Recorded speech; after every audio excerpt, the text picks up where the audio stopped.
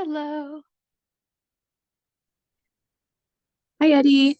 I just made you co-host, so I think you should be able to share your screen now if you're still wanting to do that. Perfect. Can you hear me by the way? Yes, I can. I can hear you perfectly. Perfect. I'm using a headset and I know it works well on Discord, but I wasn't entirely sure whether or not it would work super well with um Zoom. So, Oh, okay. Yeah, yeah. It sounds really good. perfect. Now I will try to get that share my screen. Okay. I am going to go contain my kids so that they're quiet. I'll be right back. Oh, no worries whatsoever.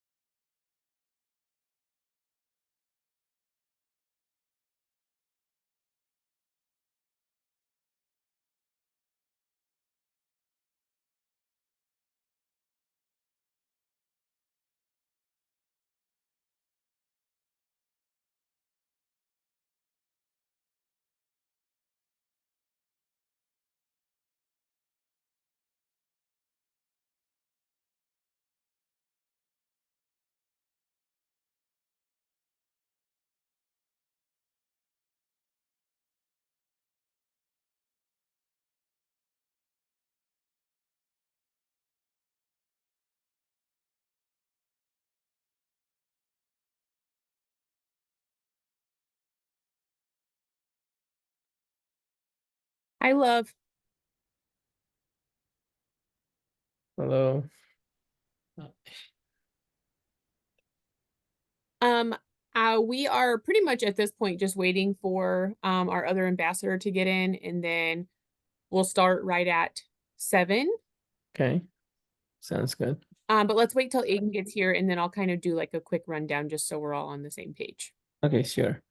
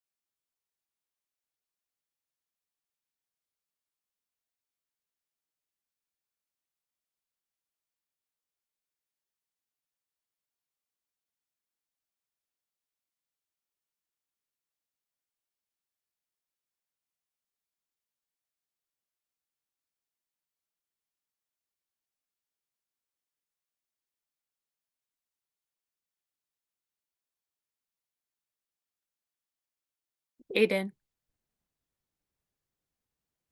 Yes. Hello. Hello. Sorry about that. I had to restart my PC. That's okay. You didn't really miss anything. I just wanted everyone to get in early so we could make sure we were all like on the same page, ready to go. So right at 7 o'clock. So Jane's not coming anymore. I don't know if I told you guys that or not, but so it'll just be the two of you for the Q&A portion. Okay. So right at 7 o'clock, I'll let everyone in from the waiting room. I will do just like a super quick introduction and overview of like how the event's gonna go. Eddie from the Design Center is here. She's going to do a presentation for the first pretty much half of the event. And then once she's done, we'll do like a Q&A so they can just ask any questions that they have. And then that will pretty much be it. Sound good? Sounds good. I actually went to high school with Edie, so I know her pretty well. Yep. Good. Hi, Aiden. Hi, good to see you. Good to see you too. We do have like 80 registrants for the event tonight.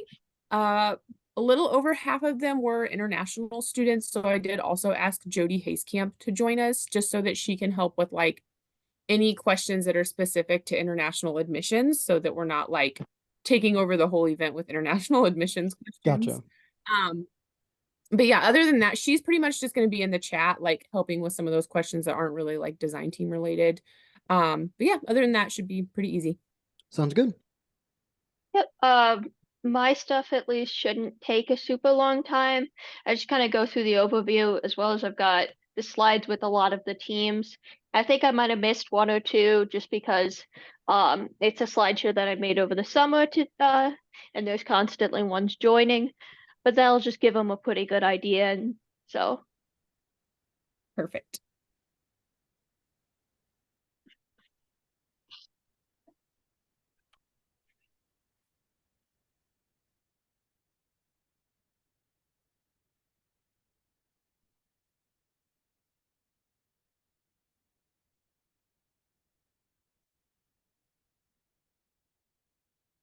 Progress.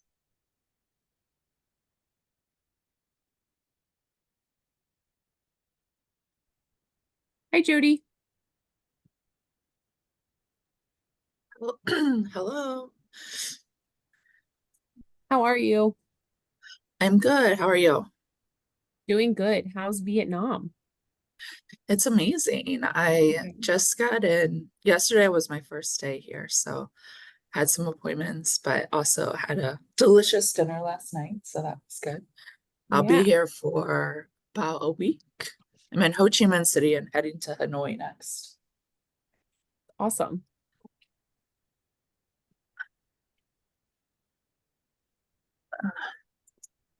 Sorry, I'm gonna try to drink some water to get rid of my morning voice.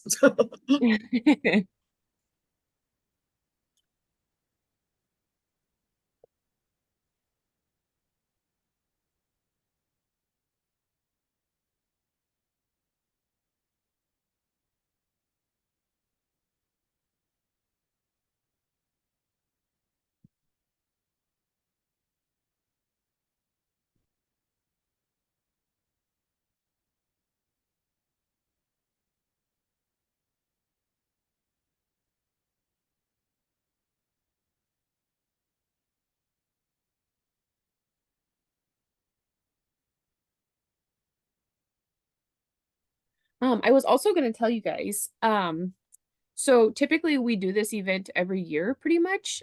So this one we are going to record and edit it and put it on the admissions YouTube page so that hopefully we don't have to do this specific virtual event again for several years. Like hopefully it'll just stay up to date for a while and we can just like send people to the YouTube page to watch it. So also just FYI on that. Gotcha. Sounds good. Is the entire meeting getting recorded or just the slideshow part? The entire meeting. Okay.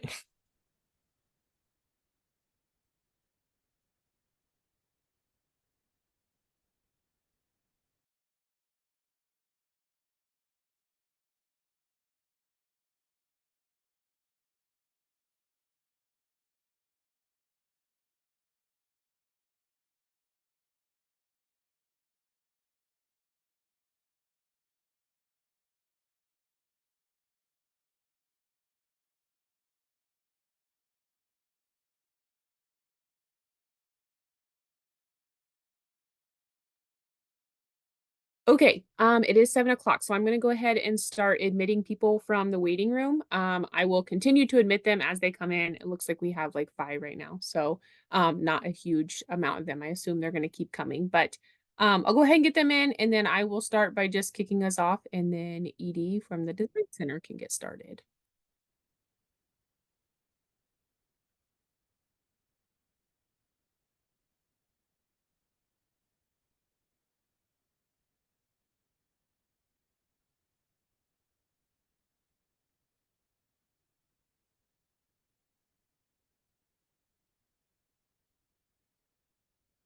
All right, I think we have everyone from the waiting room now.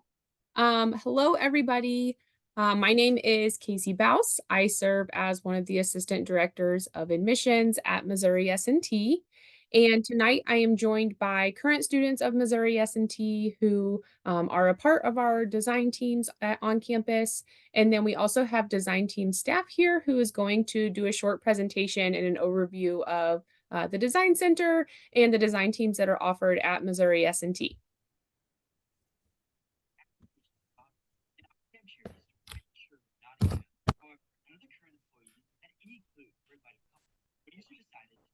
Hi guys, thanks all for coming in. My name's Edie Liebertrue, and I'm both a student here, as well as I currently organize all of the tours. So if any of you guys ever come in person, it'll either be me or one of the other student workers giving you guys a tour. So a little bit just about the STELC in general. What is it? So primarily we're the hub for all the student design teams on campus. We house about 21 different unique teams, as well as 32 projects spread out between those teams. Now, a huge part of the STELC is that it's open to everyone at every single major. You don't have to be engineering, you don't have to be STEM, you just have to be interested in it. Now, something that goes along with that is that you really don't have to have any prior knowledge or any experience to join any one of these teams. It can be a little scary joining a team and being like, oh, I'm coming on to this team with people who have been doing this for 4 or 5 years. It's always going to be a little intimidating, but it's nothing to worry about. Everyone really, really loves teaching new people, and any experience that you should know or any knowledge you should know, the team will be more than happy to teach you that. So what exactly is a design team? They're all student-led organizations focused on competing as well as taking on challenges all around the globe. So a huge part is that the team operations follow process of product development, and most of them mirror the businesses or small startups. Now, of course, these are completely student-led. There is an advisor, but they're not the ones giving out the tasks, or all of your exec board or your president, CEOs, those are students. Now, that does mean that you're planning a pretty large projects. Some of these teams go anywhere from about 10 people to upwards of 60. Wow. Yeah, it can be pretty intense.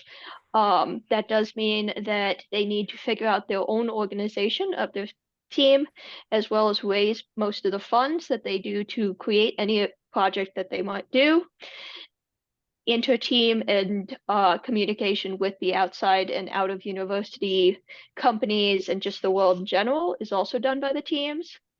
And a lot of their design challenges are very open-ended, so it's not you don't get a rubric of this is exactly how you're supposed to do it. So they've got to figure out exactly how they want to approach each problem that they have. So a little about the Physical Design Center. We happen to have a lot of facilities here that everyone on a design team gets to use whenever they want. So one of the things that kind of makes us stand out both on campus as well as a university is that we have a lot of really, really unique manufacturing capabilities.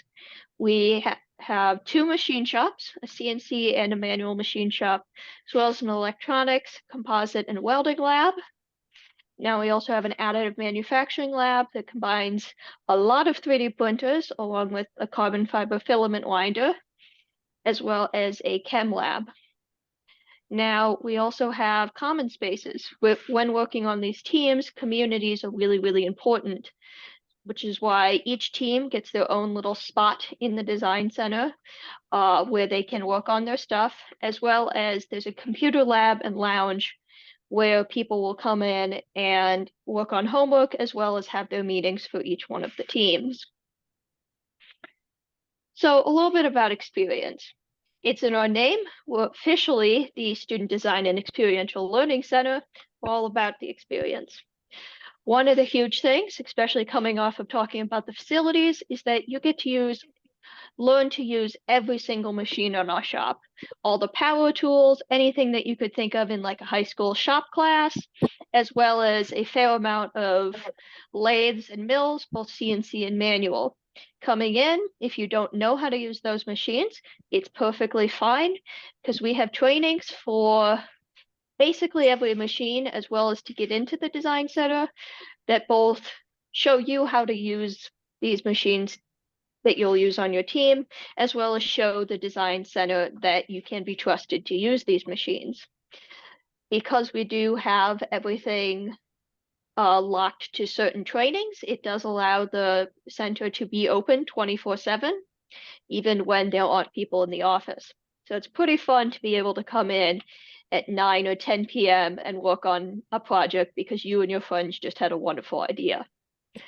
Now, there's also a lot of experience that comes with, well, the teams have to travel to competition. Every team has to have a competition, minus one or two that solve engineering challenges around the world instead. Now, that does mean that you will basically get to go anywhere in the US or even some places all around the globe. And the biggest thing is that you get to learn a lot of real world and industry skills. Speaking kind of on that, hands-on experience from day one. You come in, you have your gen eds. Well, you might not be getting your hands-on engineering of choice experience just from day one. So having something where you can be working with your hands immediately is a really special experience. You also get to learn from a lot of different students in your major and other majors. You gain a friend group as soon as you start. Support groups are wonderful to have, especially when you're coming to college for the first time. So it's a really good way to get a built-in group of people who have either taken the classes that you have or know how to do the classes for help on homework or working with friends in your class or something like that. You also get to learn a lot of different technical skills. Each team is good at very specific things, and each one of the teams do learn from each other. So if you walk up to somebody in the design center and you ask them, hey, can I do this? Or hey, can I learn how to, for example, weld? That would be something that another team would be more than happy to teach you.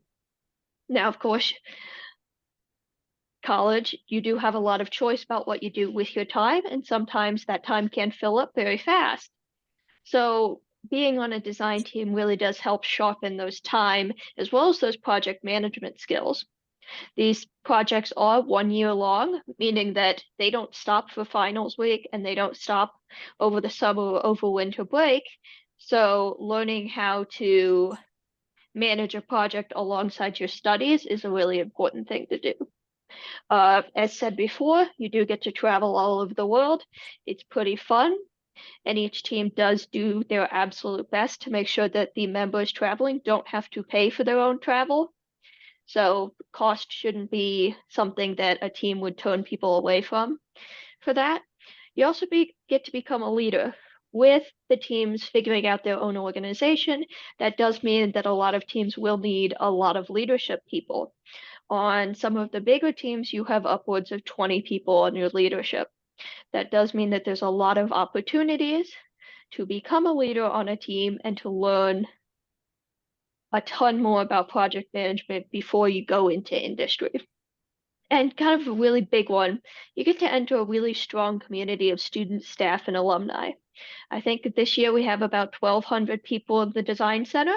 We've got some graduate every single year, and we've got a constant stream of people coming in, which means that there is a lot of people in industry out there who used to be on teams or know people on teams that they'll see that and really a good understanding of what that entails.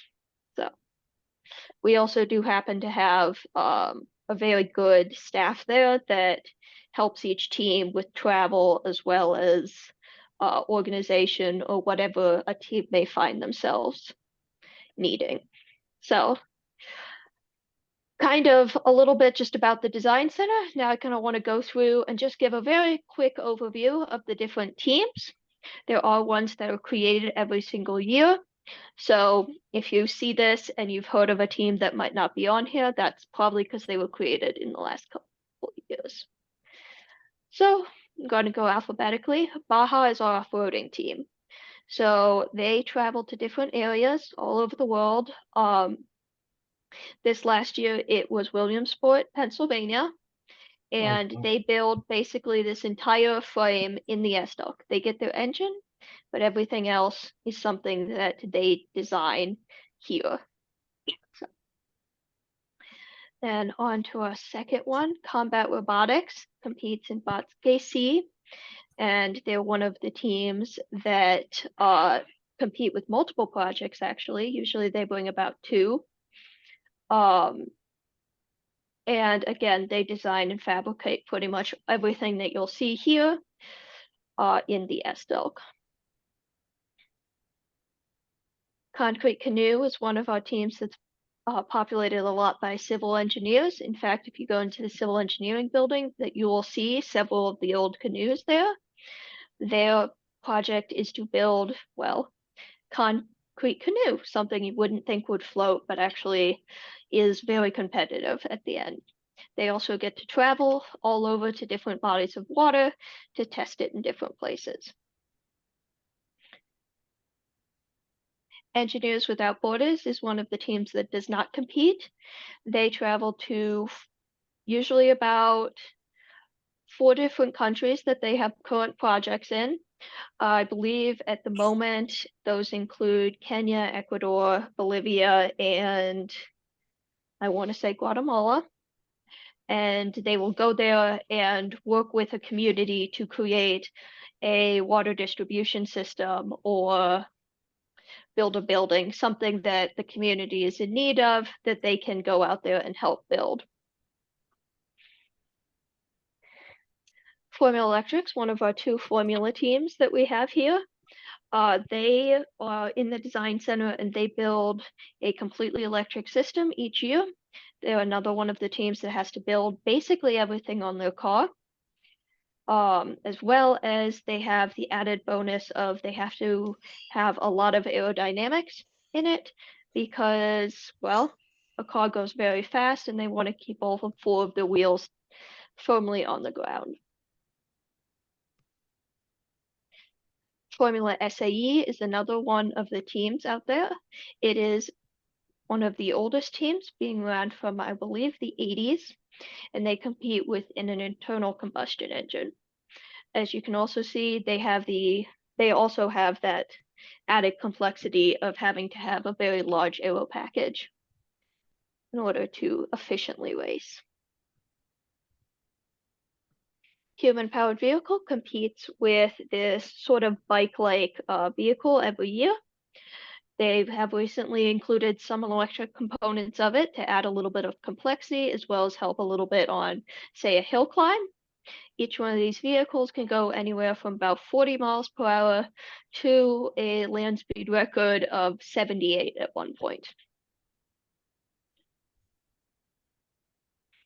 iGEM is our genetic or biological engineering team. They use something principles such as chemistry as well as biology to create projects that help specifically in nature or in the medical field. they are one of the ones that you won't find in the design center quite as much, as they are primarily based in the chemistry building where they've got a pretty decked out lab. Mars Rover competes in Utah every single year, but the closest that they can get to Mars here in the US. And they have to have a working rover to even get into their competition. They also are a very consistent team, getting in the top 6, I believe, every single time they've raced.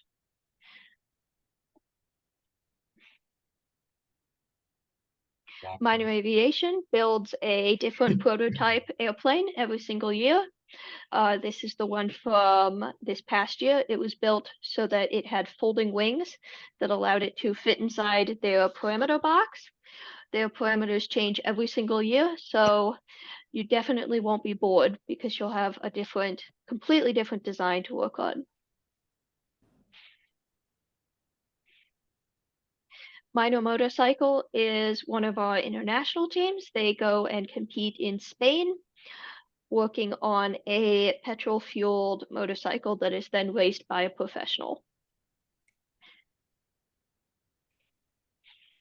Multirotor competes in a couple different competitions, both racing as well as a large competition over in Maryland that involves them going around a course and working autonomously using their GPS and their coding programs. Nuclear Science is one of our design-based teams.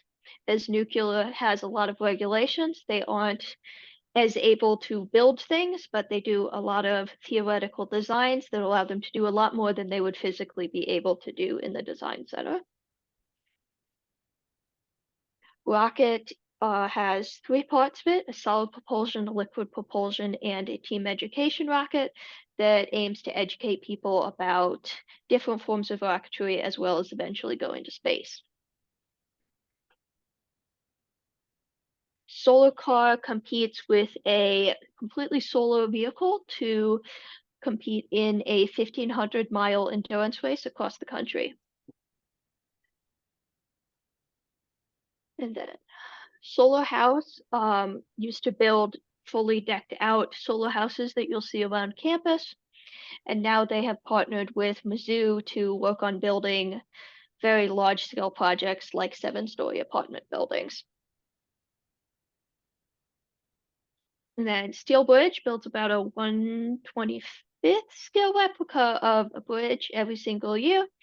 Now they compete based on how cost effective it is, as well as how fast they can assemble it during competition, and whether or not it can hold about 2,500 pounds. Underwater Robotics competes using a bot that they've designed to be able to go from the surface of the water all the way down to the bottom, all the way back up to the surface, as well as complete a couple tasks. A couple of years ago, they also were lucky enough to work on the USS Iowa. So that's a little bit about some of the teams. If you're interested how to join, you could sign up through the SDOC portal at design.mst.edu. That same URL will also take you to where you can learn about each one of the teams, as well as the hyperlinks to each team's websites. So, does anyone have any questions before we go into a Q&A?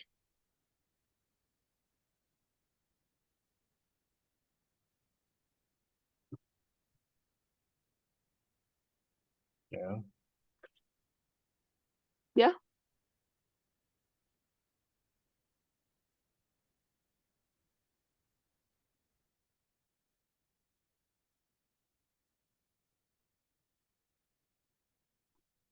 So, if that's okay with you, Casey, I think, shall we go into the Q&A? Yeah, I think that sounds great. Thank you so much for that presentation. That was amazing. Okay, so for everyone who has come in since we kind of started in the beginning, the first part was kind of a more formal presentation with an overview of the different design teams at Missouri S&T. I really, really enjoyed that. Hope you guys did as well. So the next portion is going to be a Q&A. So we do have Edie here, who she is a student at Missouri S&T. She is also leads a lot of the tours at the Student Design Center. We also have Love and Aiden. Love and Aiden, I'm going to give you guys the opportunity to kind of introduce yourselves, just talk a little bit about, you know, who you are, what led you here to S&T, how you got involved on your design team, and then we will open it up for questions after they have both introduced themselves. We do have a pretty sizable group here tonight, so if you don't mind putting your questions in the chat, and then I will read the questions from there for them to answer for you guys. Love, do you want to go first? Sure. So again, I'm Love. I am an international student here in Missouri S&T. I am from Nepal, an Asian country. My major here is information science and technology, but with a minor focus towards business analytics, and data science and enterprise resource planning.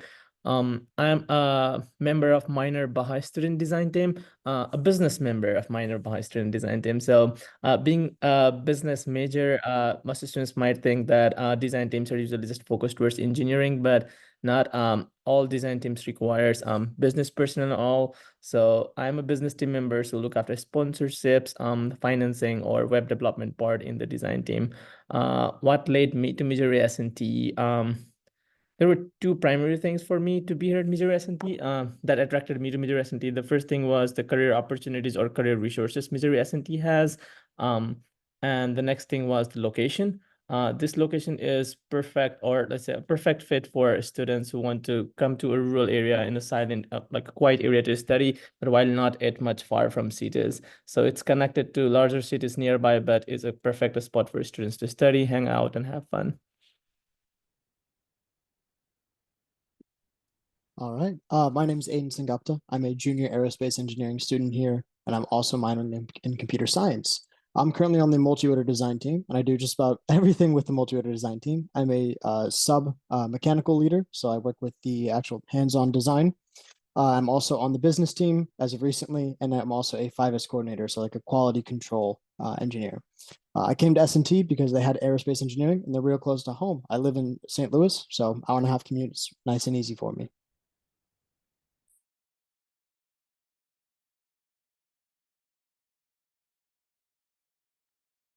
All right, so like I said, any questions that you guys have for our three students that are here tonight with us, please put those in the chat. And the event goes until 7:45 tonight, so we do have like the next 20 minutes for anything that you guys would like to ask. And of course, this event is designed to be specific to design teams and experiential learning here at S&T, but you can also ask questions just about anything as a student at S&T if you'd like.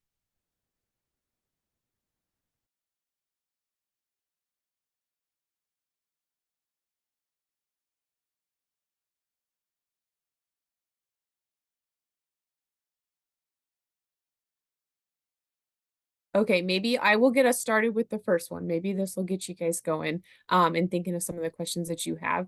If you guys could just start by talking a little bit about how you found out about the design team that you're on, or how you got involved. Maybe that would help some of the students kind of see, like, you know, how easy it is to get involved here at S&T. Sure. I mean, I started on Rocket my first week. They put up a giant blow up presentation out on the puck so that people walking past could see it as well as get interested in. And I, coming in, was not super knowledgeable in rocketry, and I didn't think it was something that I would end up really doing. So it was a little bit of, well, they said they'd teach me basically everything I need to know. Let's go for it. Maybe I can actually do it. And it was a really, really easy process to get involved. All of the teams have pretty simple processes. They really do want passionate people coming in. So, and then the learning curve went pretty fast, and now it's a really fun group to go out and talk to.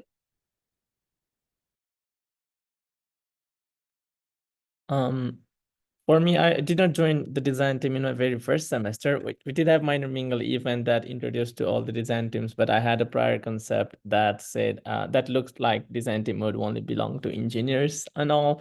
But during classes, I have had design teams come to classes and come to business classes and then ask for business members in their design team, because there were a lot of business activities related to sponsorships or financing or cost reduction report or any such of report that would be better if any student from business department would prepare it. And that opened my opportunity towards actually looking for a design team.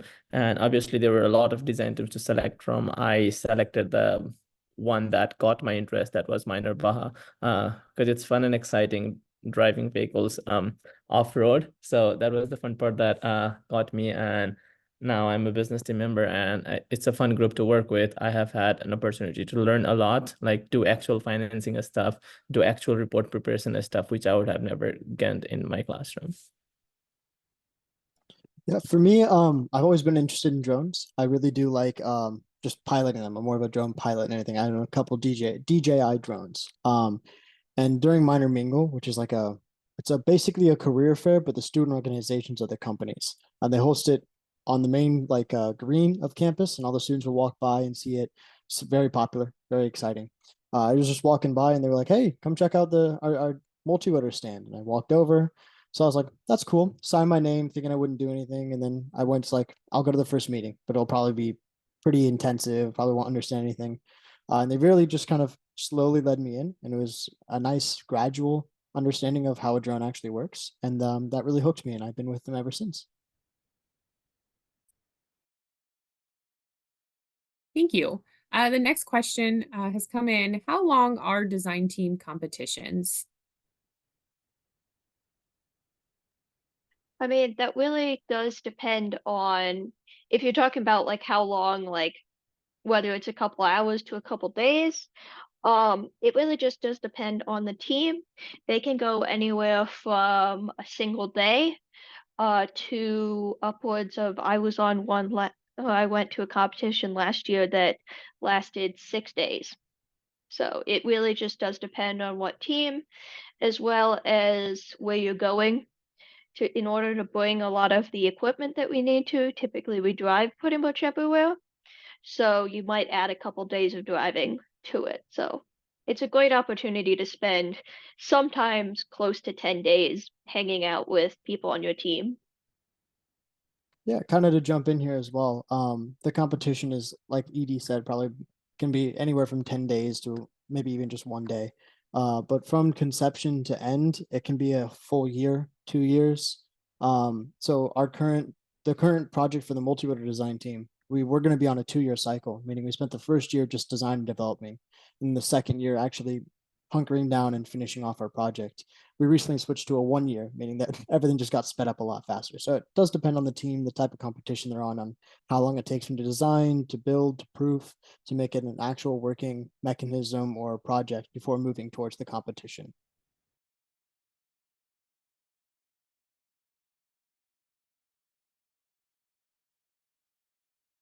Okay, our next question is from Olivia, and she would like to know, did you guys face any challenges in combining your academics while actively participating in the design team? So talking about academic challenges for maintaining both of the stuffs, it's not that difficult. Like you do not need a lot of time commitments. It's entirely dependent upon you. Like there might be some weeks when you are busy and you do not need to commit that much of time in that specific week, but there is a week when you have like nothing to do. That's the time you'd like to go to design team and then work and stuff. So there's no like a specific amount of time commitments requirement in a design team. It's all entirely dependent upon you on how much of time you would want to commit to a specific design team. So I would not say there would be any challenges in managing academics and design teams together. A lot of students do that, and so it's usual. So most students usually go on weekends, like Fridays evenings, Saturdays or Sundays are those are called sub hours, technical for most of the design teams, and students would work at that time in design teams. And again, and also if they are active during vacation, not quite like completely active, but there are still general meetings done in some design teams. Like we did have our general meetings done online, and some of the works like designing and stuff, which could be done even if you're not in Astalk or through when you are in home. So those work still goes on during vacation time as well. Kind of to jump in here real quick, I actually think to make joining a design team makes it actually a little bit easier academically wise, because a lot of the people on my design team are in the same major or have taken some of the same classes as me. So just being able to pick their brain or say like, hey, look, I'm struggling with this problem. How would you break down this problem? They're like, yeah, sure. We step to the side, they help me with it. They show me the steps. I'm like, oh, that makes a lot more sense.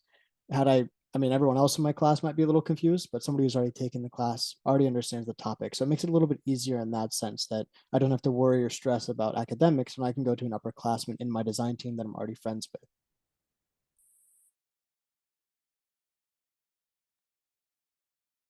And then Olivia would also like to know, are design teams active during school breaks? So like during Christmas break, Thanksgiving break, fall break, that kind of stuff. Are you guys having to stay here for design team stuff?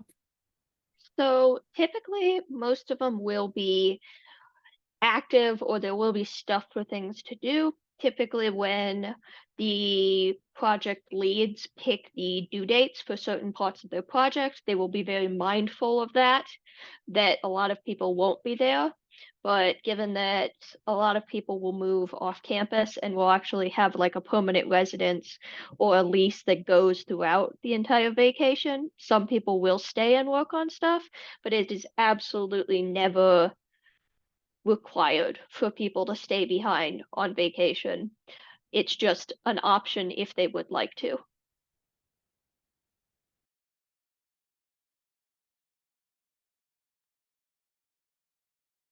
All right. And then we have had, I know that all of you guys really mentioned that you really didn't have much experience whenever you started your design team, but we have had a couple of additional questions come through about maybe just a little more specifics on how exactly you learned what to do coming in kind of as a newbie with not a lot of experience. So a lot of the teams will actually have specific either projects that they will have an older member who might know a lot about the subject coaching a bunch of freshmen or new members who might not, as well as two teams that I can like think off the top of my head, Minor Aviation and Rocket, have parts of their team dedicated to bringing on new members as well as teaching them a lot of stuff. Aiden and I were lucky enough to work together on a new member project our freshman year, which was a combination between multi-rotor and rocket. That was something that was completely designed, built, and in both of our cases flown by new members to get people unrivaled experience just in their first year.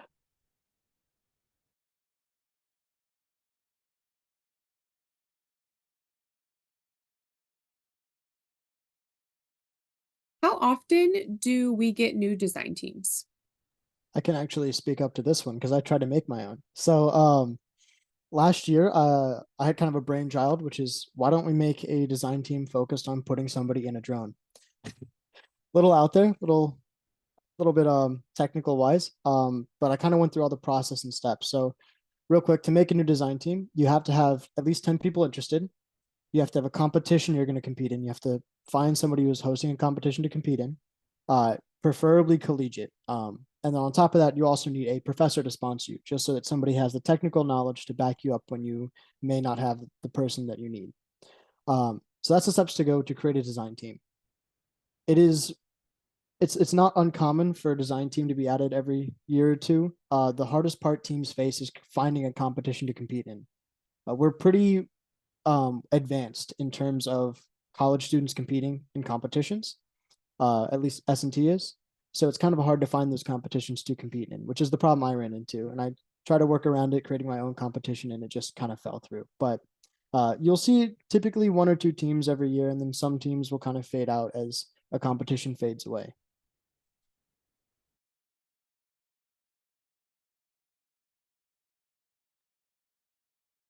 So Aiden, is that the roadblock you ran into? There was no competition? There was no competition. It was deemed too unsafe to put somebody in a drone. Makes sense. Okay, we have someone who would like to know if there is anything that would get someone banned from a design team at Missouri S&T. So, typically the biggest one-way street to getting your card access revoked to the design center would be an issue of safety. Safety is a huge thing, especially when we're open 24/7.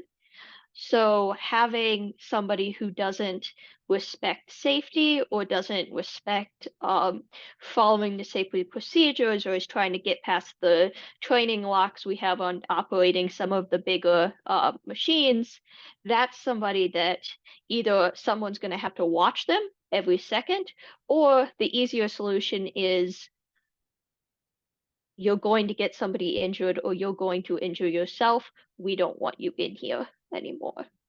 So that's really the biggest thing that I could think that would get people banned from a design team or from the SDOC in general. Now, of course, if an accident happens and you break something or something happens like that, that you were doing everything to the best of your ability, you didn't think that you were doing anything like unsafe, no one else really thought it was unsafe, something just happened and you like broke, say, an end mill or on a mill or something like that. That is something that is very understood. People do make mistakes, but if you are actually actively working against safety procedures or working on something you know you don't know how to operate, that's something that'll get you in trouble.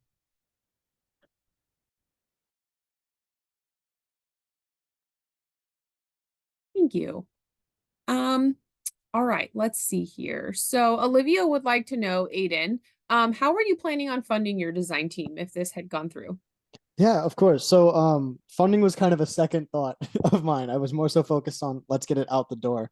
There are quite a few grants. A lot of companies like SpaceX, NASA, those two specifically I looked into are really open to giving student grants for either student research or for student design competitions. So I was probably going to end up going that route. And then the SDOC does help out first time teams quite a lot. And then as you become more integrated with your design team, they kind of step away. So you're more of your own company would be a good way to think of it. So they kind of help you out at the start and then they're like, okay, you're on your own, take flight, do what you want. But they are willing to help out quite a bit at the beginning, at least so I was told.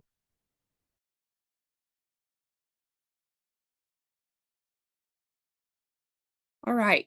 And then somebody else has asked, how many competitions has our design team won? I know that's kind of like an open-ended big question, but maybe just a ballpark or maybe some of the teams that have won their competitions the most? Sure. Well, Mars Rover, I know, won, I believe, in 2017 against about 150 different teams.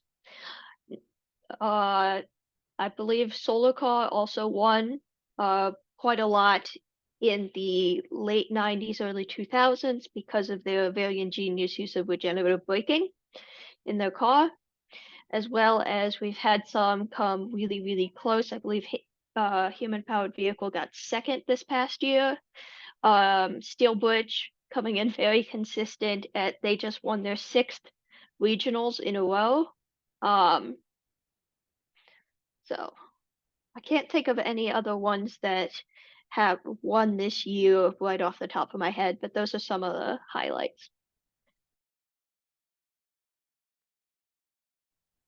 Thank you. All right, next question. This one's kind of fun. What is the craziest or coolest creation that's ever come out of the design center?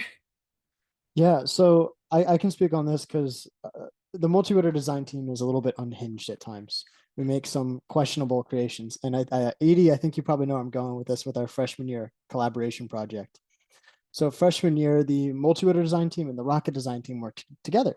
And the design competition was you were to shoot an object 9,000 feet above sea level and then drop something from the object or have the object land in a target drop zone. And our brainchild was to put a drone inside of the bottom of a rocket, launch the rocket 9,000 feet through 2 stages. So one stage, then launch a second stage, open the rocket, drop the drone out and pilot it down to a drop zone. So our drone ended up looking like a dog bone, like a typical, like almost figure 8, where we had 2 different propellers on top of each other. And it was a weird amalgamation thing that barely flew, but it operated semi-efficiently. And so, yeah, it's probably the weirdest thing I've seen. I know Combat has quite a few fun creations as they are the combat robotics team. And I mean, the entire concrete canoe is a cool idea that you can make a canoe out of concrete that can float. So at least those are the biggest ones I've seen.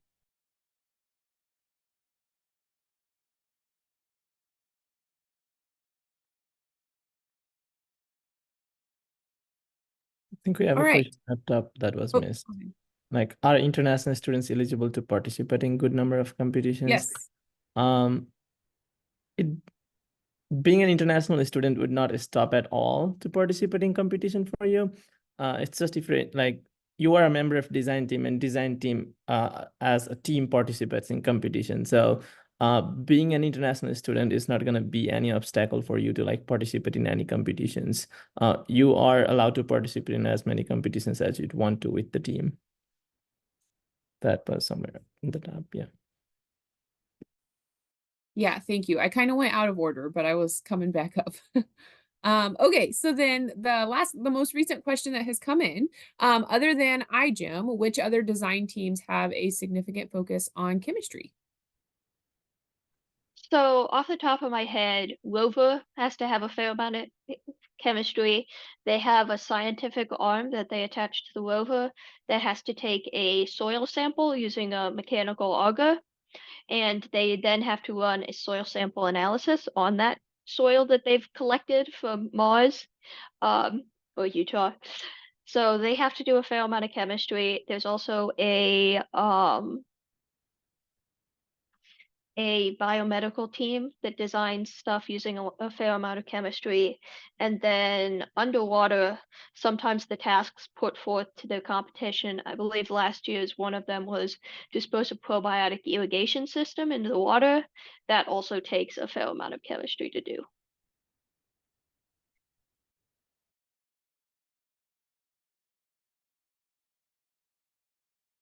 Thank you. Okay, so that is all the questions. We're caught up on the questions that have come through the chat. If you have any others, we do have a few extra minutes if you would like to go ahead and add those in. Aiden, Love, Edie, anything else you guys would like to add before we conclude? Yeah, actually, real quick, I want to just emphasize that you don't have to join a team that's within your like speciality. So I'm studying aerospace engineering. I joined the multi-rotor team because it's a passion I've had. That doesn't mean I have to join a rocket team or a multi-rotor team. I could join Concrete Canoe if I so wanted. I could do the business side of things for Mars Rover. I could really do anything I want, just gathering more skills, just something that really fits my hobbies. You don't have to stick within just like mechanical engineering or just civil engineering. You can really do any field you want. I can definitely confirm with that. There is a part of Rocket that does have a lot of chemical engineering aspects of it. I'm a chemical engineering major, by the way. I do nothing related to that. And on my going on 3 years this year, have not ever really done anything alongside that. And it's great to sometimes have other activities that aren't relating to your major, especially when all your classes get to be that major. It's something outside of it that's fun to do, as well as it's fun to see everybody else's majors on the teams, and compare classes and figure out different projects using a multitude of different engineering disciplines.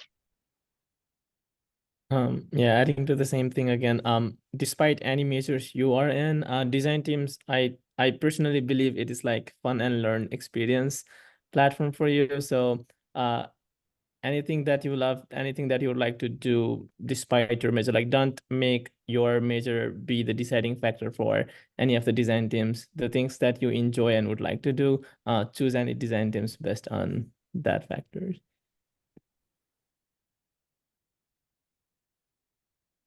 Okay, awesome. Thank you guys so much. This has been a super awesome time. I even myself, after working at S&T for several years now, have learned from you guys tonight. So I really enjoyed it. I appreciate your guys' time. Everyone who registered for the event, I am going to put both my name and my email address in the chat so that if you guys have any further questions that you think of afterwards, or you just need clarification on something, please feel free to reach out to me. I can get you in contact with anyone who is here tonight, or I myself can help you if I can. So I'm going to put that in the chat now. But other than that, thank you everyone for your time tonight and have a great night.